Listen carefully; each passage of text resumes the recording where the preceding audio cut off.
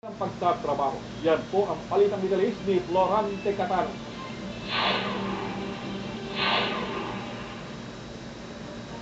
Hindi makapaniwala si Murad Kualo Ibas, tubong Cotabato at may 3 anak na mabiktima siya ng contract substitution dito. Ang pinirma namin sa Pilipinas ay $300. Pagdating namin dito ay sa 600 na lang. 600 real. Kulang na kulang daw ang kanyang sahod para sa kanyang pamilya sa Pilipinas. Isa lang si Ibas sa 41 Pinoy cleaners sa Damam na nagkaproblema sa kanilang employer. Hindi rin daw makatwiran ang pagkaltas sa kanilang sahod. Sa isang araw na hindi papasok, pagsama rin ng 5 days. Hindi ho makatwiran yung gagawa nila sa amin. At ang kontrata po namin ay 2 years. Nagiging 3 years contract. Karamihan daw sa kanila ay nagsanda at nagbenta ng ari-arian para lang makapag-abroad.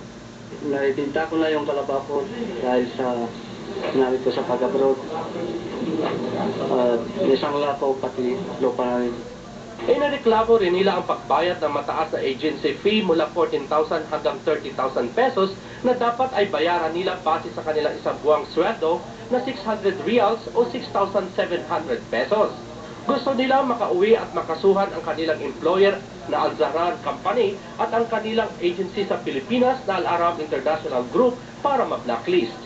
Nananawagan po kami sa POEA at OWA na tulungan ninyo naman po kami makauwi sa Pinas.